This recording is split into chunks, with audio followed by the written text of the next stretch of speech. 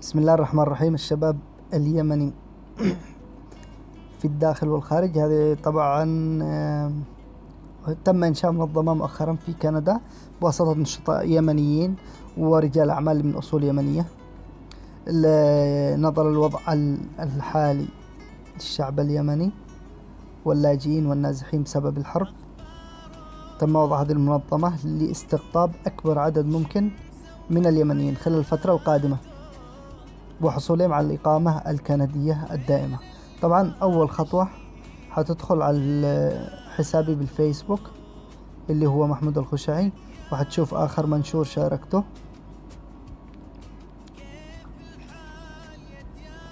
اللي هو مبادرة الكرايسيس يمن، منظمة اسمها الكرايسيس يمن. تدخل على الاستمارة اللي هنا. طبعا آخر يوم للتقديم هو 30 أغسطس 30/8. تدخل على الصورة هذه الاستمارة وتعمل لها حفظ إلى جهازك، وبعدين تدخل إلى برنامج تعديل الصور. البرنامج اسمه بيكس آرت أو أي برنامج أنت تستخدمه لإضافة البيانات أو الوورد أو أي شيء. تدخل تضيف الاستمارة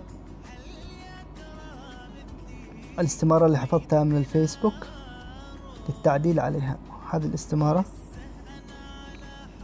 طبعا تعديل يتم كالتالي: ادخل على إضافة خط وإضافة نص، مثلا اكتب اسمك،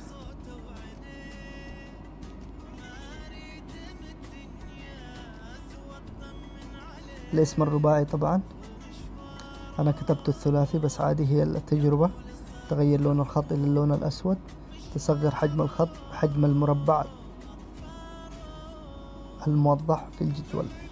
الاستمارة طبعا الاستمارة تحتوي إلى الاسم الرباعي، اسم الزوج الرباعي، أسماء الأطفال، بلد الإقامة، الوضع القانوني في البلد، رقم الهاتف، البريد الإلكتروني. طبعا تعبئة الاستمارة، هذه الشروط المطلوبة. تعبئة الاستمارة اللي احنا نعبيها الآن: إذا كان لديك أسرة ترفق الأسرة وبياناتهم، جواز السفر للزوجة مع أولادها أو للزوج فقط، أو إذا كان فردي بصفة فردية جوازك الخاص. وترسل بيانات مرفقة بالجواز إلى الإيميل اللي هو كرايسيس يمن. طبعا تعدل على الاسم وتعدل الزوجة ما فيش وأطفال ما فيش. تكتب البلد الإقامة، مثلا كوريا الجنوبية.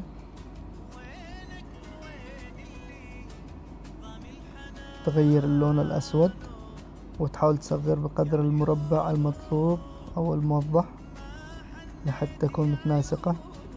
وطبعا تقدر تطبعها من الوورد وتنسق عليها وتعدل عليها في الوورد، وتضيف رقم صفة الإقامة ورقم الهاتف والبريد الإلكتروني. بعدين تحفظ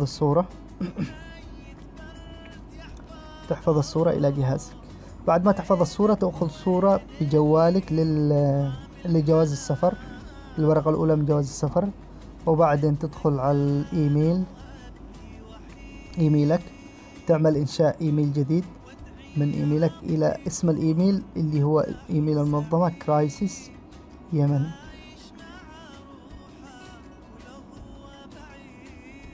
crisis@gmail.com. بعد ما تضيف الإيميل تضيف الصور، صورة الجواز مع صورة الاستمارة اللي عبيتها مسبقا. تدخل على الاستديو، تضيف مثلا صورة الجواز، وبعدين تضيف صورة الاستمارة من هنا.